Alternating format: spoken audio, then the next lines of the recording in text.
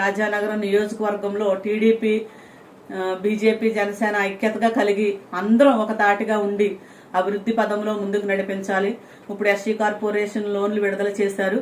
ఆ లోన్ ప్రతి అర్హులున్న ప్రతి ఒక్కరికి ఇవ్వాలని నేను అందరికీ తెలియజేసుకుంటున్నాను. మొఖాలు చూసి ఎవరికి లోన్స్ ఇవ్వడం కానీ ఇళ్ల స్థలాల పార్టీ ఆ పార్టీ అని చూడకుండా చంద్రబాబు గారు ఒకటే చెప్పారు, ఎవరైతే అర్హులు వారందరికీ కూడా మీరు ఇచ్చేటట్లు సహకారం చేయాలని కోరుతున్నారు.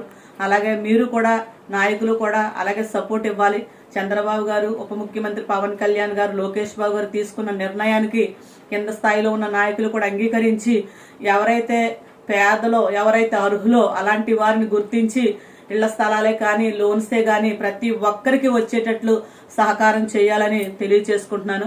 మా రాజానగరం నియోజకవర్గంలో శాసనసభ్యులు బత్తుల బలరామకృష్ణ గారు కూడా ఉత్తేజంతో ముందుకు వస్తున్నారు. అందరినీ కలుపుకొని వెళ్తున్నారు.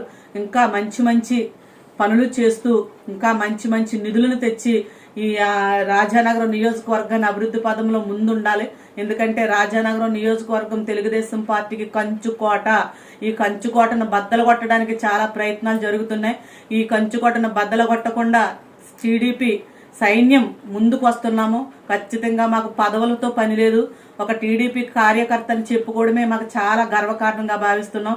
కానీ కష్టపడ్డ ప్రతి కార్యకర్తకు మంచి గుర్తింపు ఇచ్చే ప్రభుత్వం మన తెలుగుదేశం ప్రభుత్వంగా భావిస్తున్నాము. ఈ టీడీపీ జనసేన కూటమి ప్రభుత్వంలో ఎవరైతే అర్హులు ఉన్నారో వారందరికీ ప్రతి పథకాన్ని, ప్రతి లోన్స్ ను, ప్రతి ఇళ్ల స్థలాన్ని ప్రతి ఒక్కరికి అర్హులైన వారికి ఇవ్వాలని తెలియజేసుకుంటూ టీడీపీ జనసేన కూటమిలో ముందుకు సాగుట్లో మేము ఎక్కడ ఎటువంటి మచ్చ లేకుండా నీతి నిజాయితీగా కష్టపడటకు ముందుకు వస్తానని తెలియజేసుకుంటున్న మీ కండవెల్లి లక్ష్మి.